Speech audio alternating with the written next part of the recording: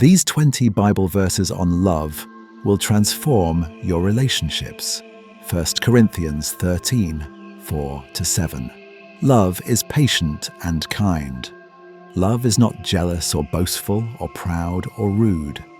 It does not demand its own way. It is not irritable, and it keeps no record of being wronged. It does not rejoice about injustice, but rejoices whenever the truth wins out. Love never gives up, never loses faith, is always hopeful, and endures through every circumstance. John 13:34-35.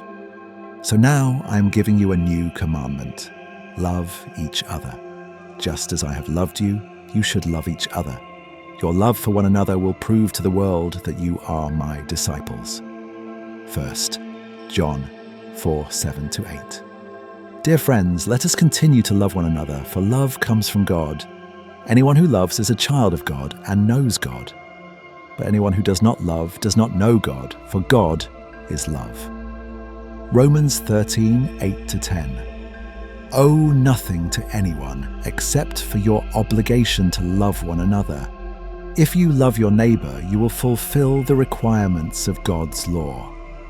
For the commandments say, you must not commit adultery, you must not murder, you must not steal, you must not covet. These and other such commandments are summed up in this one commandment: love your neighbor as yourself. Love does no wrong to others, so love fulfills the requirements of God's law.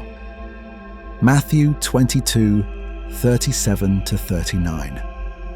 Jesus replied, you must love the Lord your God with all your heart, all your soul, and all your mind. This is the first and greatest commandment. A second is equally important. Love your neighbor as yourself. 1 John 4:19-21. We love each other because he loved us first. If someone says, I love God, but hates a fellow believer, that person is a liar. For if we don't love people we can see, how can we love God whom we cannot see? And he has given us this command: those who love God must also love their fellow believers. John 15:12-13. This is my commandment: love each other in the same way I have loved you. There is no greater love than to lay down one's life for one's friends. Ephesians 4:2-3. Always be humble and gentle. Be patient with each other, making allowance for each other's faults because of your love. Make every effort to keep yourselves united in the Spirit, binding yourselves together with peace. Colossians 3:14. Above all, clothe yourselves with love, which binds us all together in perfect harmony. 1 Peter 4:8. Most important of all, continue to show deep love for each other, for love covers a multitude of sins. Proverbs 10:12.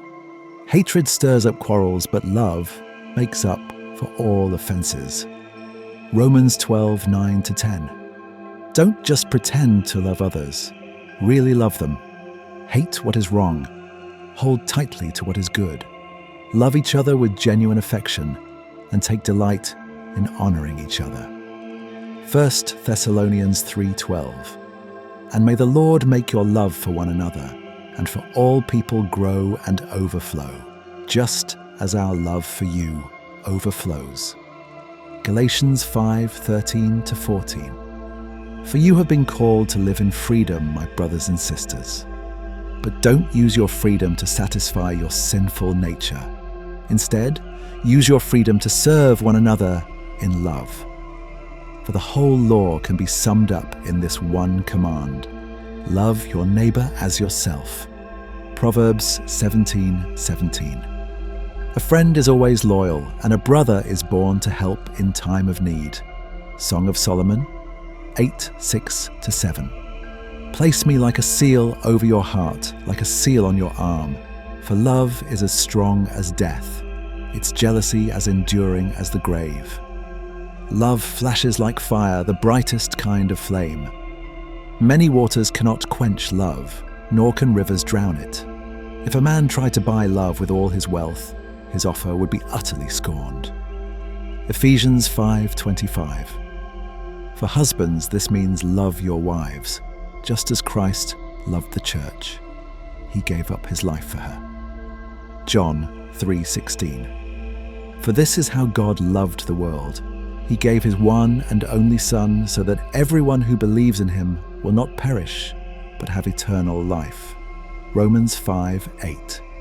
But God showed his great love for us by sending Christ to die for us while we were still sinners.